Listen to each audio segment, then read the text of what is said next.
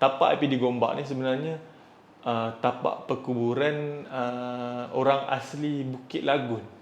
Bukit Lagun. Aku tak sure tapi Pak Su aku cerita tapak IPD tu ialah tapak kubur orang asli Bukit Lagun. Kalau orang dekat Selayang tu dia tahu tu Bukit Lagun kat mana kan. Okay guys, selamat malam. Welcome back to the channel T Ibrahim. Aku Zack, host kedua dalam channel ini. Okay, sebelum tu korang subscribe dulu channel ni. Jangan lupa subscribe, tekan loceng dekat bawah tu, so korang akan alert dengan konten-konten terbaru daripada channel ni. Okay, sebelum tu aku nak share sedikit pengalaman. Yelah, kita cakap channel ni pun berteraskan konten-konten seram dan juga ada drama pendek sikit kan. Okay, malam ni aku nak share dengan korang konten seram. Bukan konten seram lah, pengalaman seram yang terjadi kepada aku, orang kata apa, yang pernah berlaku pada aku lah kan, sepanjang aku hidup ni. Okay, ada dua cerita. Satu cerita ni ialah cerita dah lama gila lah. Cerita ni masa aku darjah 1.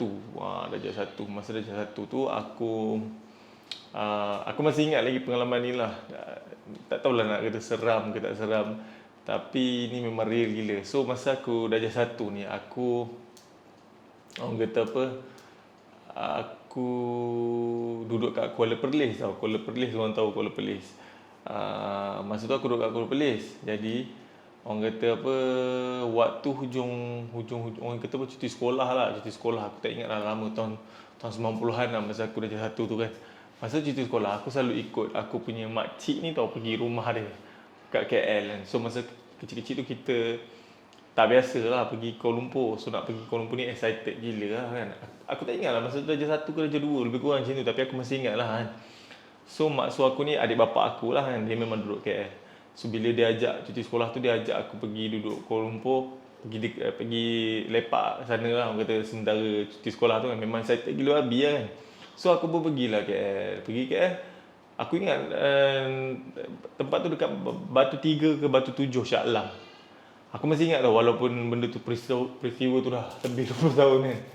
So Batu 3 Shah Alam. Masa tu maksud aku, dia kerja kilang macam tu lah. Dia dengan suami dia kerja kilang dua-dua kan. So aku masa tu darjah 1, aku ditinggalkan lah. Masa dia orang pergi kerja, aku ditinggalkan kat rumah. So aku seorang je dekat rumah tu. Aku ingat darjah 3 lah weh, bukan darjah 1. So darjah 3. So maksud aku macam berani sikit nak tinggalkan aku darjah 3. Darjah 3 ke lebih kurang lah macam tu lah. So masa aku duduk kat sana, orang kata apa, maksud aku ni selalu cerita rumah dia ni ada macam bunyi guli tau. Bunyi guli. So guli ni biasa lah, korang pergi mana pun mesti ada macam bunyi guli dekat ceiling ke apa benda. So masa aku duduk kat sana, dia cerita kat aku lah, ada rumah dia ada bunyi guli apa benda semua. Aku tak pernah lalui benda-benda seram ni. So aku just dengar lah kan. Satu hari tu bila maksud aku pergi ke kerja, aku bangun pagi tau, pukul 7 pagi ke 8 pagi macam tu kan. Tengah aku bangun tu, aku terdengar bunyi shilling. Duit shilling pula, bunyi guli. Bunyi lah, tek kan. So aku macam, bunyi apa kan? Bunyi macam guli kan. So aku teringat lah yang cerita maksudku cerita pada aku yang bunyi guli tu kan. So aku pun dengar. Rumah dia 2 tingkat, ada tangga di atas kan. So aku dengar. Aku fokus kan, memang bunyi guli kan. Aku tahu yang bagi aku seram lah. Masa tu aku umur kecil lagi kan. So yang menyeramkan adalah elok aku tengah fokus bunyi guli tu, tiba-tiba memang real ada guli daripada tangga tu, daripada tingkat atas tu terjatuh dari tangga tu. Tak. Tangga maksud aku tu ada berpusing tau. So daripada atas tu guli tu elok jatuh depan aku. Gelabah aku kejap kan. Guli lah sebiji, aku masih ingat. Serius aku tak lupa. Bulan puasa buat apa tipu kan. So guli tu jatuh daripada bawah, daripada atas sampailah ke bawah. So aku ambil lah guli kan. So aku ambil, aku tengok tak ada apa lah. Tapi kat rumah tu aku seorang je kan. Siapa lagi yang ada kat situ kan. Memang aku seorang lah. So mak suku balik tu, aku cerita lah kat mak suku pasal guli tu. So dia orang tak percaya. Yelah, kau jumpa guli sebiji kan. Guli tu aku tak tahu letak kat mana. Tapi aku cerita kat dia orang, aku dengar punya guli dan guli tu jatuh depan aku. Elok dia jatuh daripada tangga tu, pusing, tak sampai ke bawah. So peristiwa tu itu saja. Yang itu yang guli lah. Okey. Cerita yang kedua ni adalah cerita bila aku dah besar. Aku dah besar sikit lah, aku ingat. Tingkatan 4 kot kan. So aku ni memang rapat dengan mak aku ni.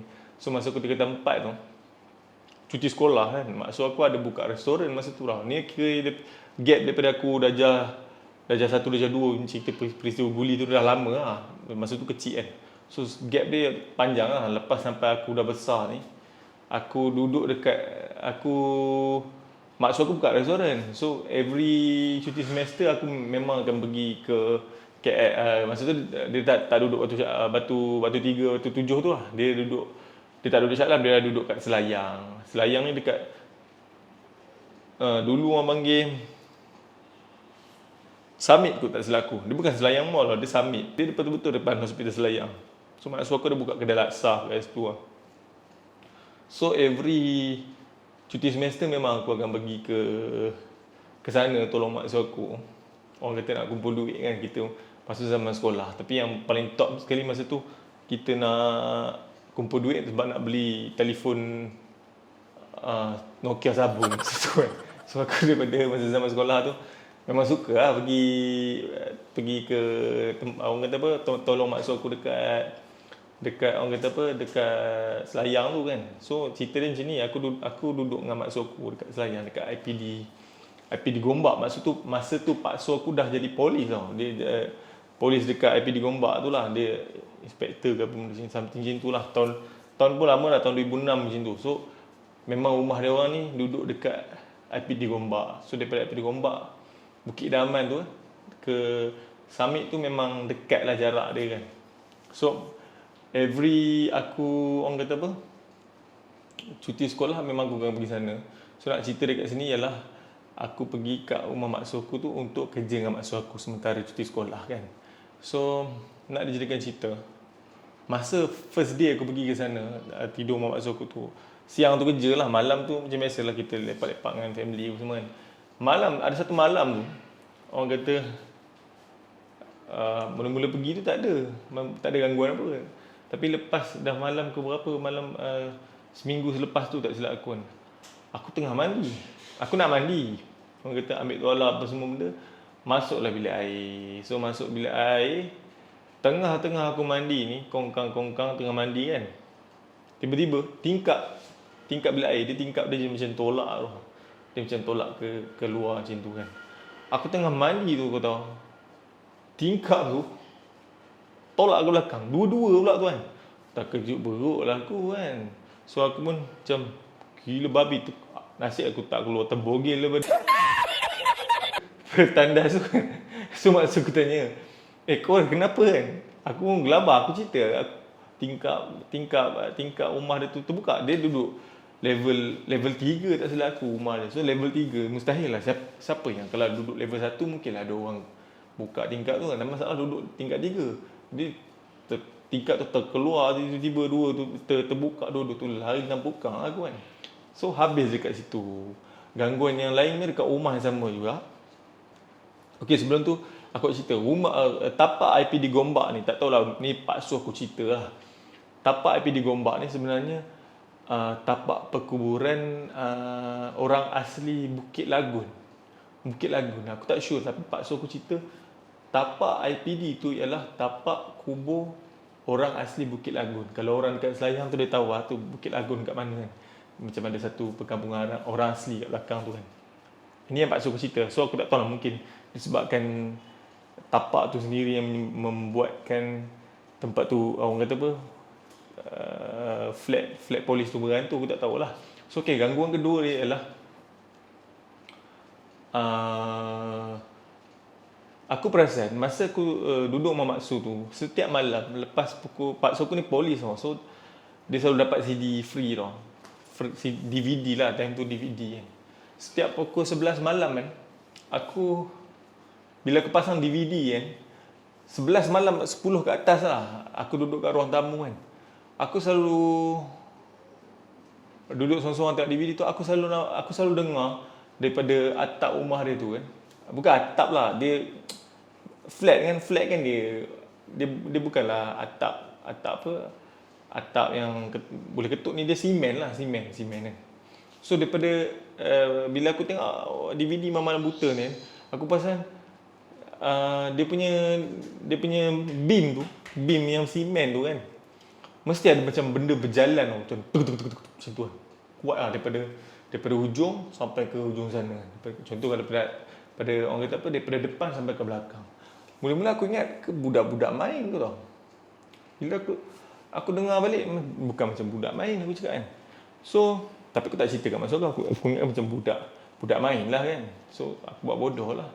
So, malam kedua tu pun sama juga, aku buat bodoh juga. Dengar jugalah dekat pukul 11, pukul 12 tu mesti akan ada bunyi yang orang cakap bunyi tu, aku tak tahu nak cakap macam mana, tapi macam bunyi macam gajah berjalan pun ada daripada atas beam simen tu kan, beam konkrit tu kan.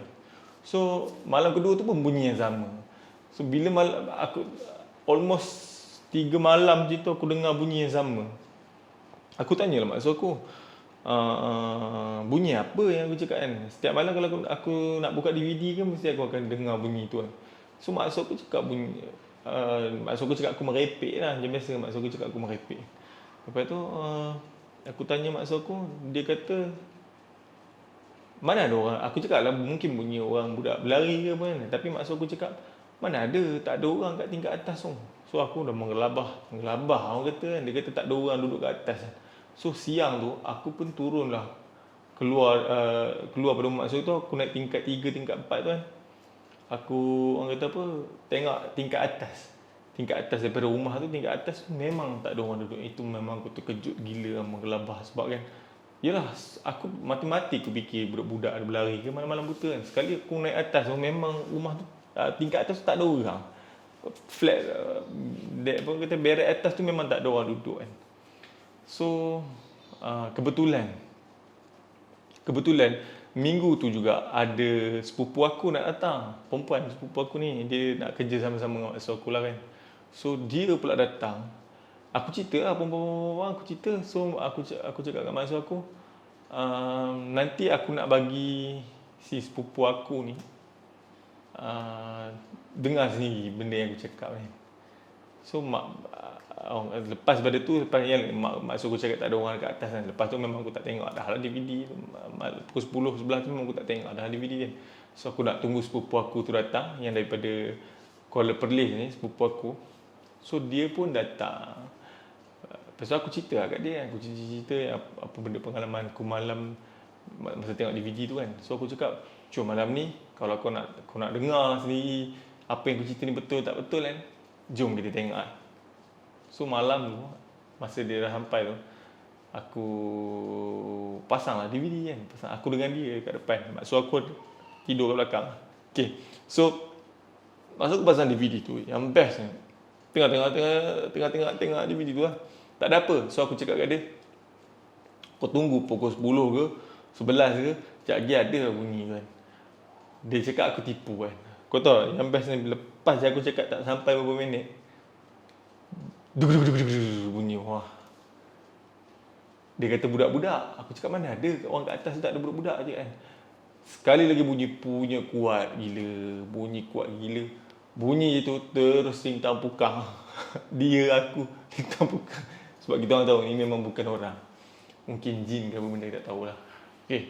So orang kata apa, benda tu memang ada lah. Kiranya aku bawa sepupu aku tu pun memang ada bunyi tu kan. Kuat lah. Kau memang, orang kata memang kalau kau dengar sendiri tu memang bukan orang lah kan. Dalam cerita aku tak tahu lah, wallahualam lah kan. Tapi memang bukan orang aku rasa.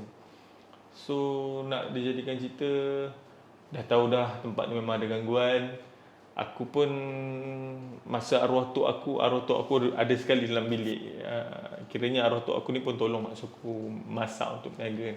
So kat rumah tu ada mak aku, arwah tok aku dengan sepupu aku tu lah. So kita orang kecil lagi, berkata 4 macam tu kan. So malam tu aku nak pastikan rumah mak aku ni betul-betul memang ada gangguan. aku tak tidur. Pukul 12 selalu memang aku tidur, tapi sebab dah start ada gangguan ni memang aku tak tidur, aku fokus kan. So setiap malam sebelum aku tidur, aku akan tekap telinga aku tekap kat dinding. Aku nak dengar ada tak bunyi gangguan yang aku cakap tadi. So bila aku tekapkan telinga aku kan, kau tahu tak, nak tahu apa jadi? Pukul 12 malam akan ada bunyi orang ketuk. Orang ketuk tong sampai subuh. Demi Allah aku tak tipu, sampai subuh. Aku tak tahu bunyi dari mana, tapi bunyi tu macam daripada blok atas pun aku logik juga lah. Tapi setiap pukul 12 ke 1 memang akan bunyi tong. Bunyi tu akan habis lepas azan subuh. Lepas azan subuh aku tak akan dengar lah. Itu pengalaman aku yang aku nak share pada korang. Pengalaman ni real, memang aku tak tipu, aku tak reka cerita. Itulah pengalaman yang berlaku pada aku sewaktu aku duduk dengan mak su aku kat Kuala Lumpur. Okey, kalau korang ada pengalaman korang sendiri, korang boleh komen dekat bawah. Kita share sama-sama pengalaman kan, mana tahu ada yang boleh manfaat. Ataupun kita kongsi bersama pengalaman-pengalaman seram kan. Okey, itu sajalah kot cerita aku pada malam ni. Jam pun dah lewat ni. By the way, jangan lupa subscribe channel ni, sebab kita banyak lagi konten yang kita nak buat, tapi orang kata apa, belum terlaksana lagi. Tapi insya-Allah kita akan orang kata apa, buat konten-konten yang lebih menarik lepas ni. Kita ada drama pendek, kita ada cerita seram, kita ada apa, terjah masuk hantu, paranormal. So insya-Allah lepas hari kita akan fokus dengan konten-konten yang lebih padu. Okey, sekian saja daripada saya, Zack. Jangan lupa subscribe channel Teh Ibrahim. Assalamualaikum. Bye bye.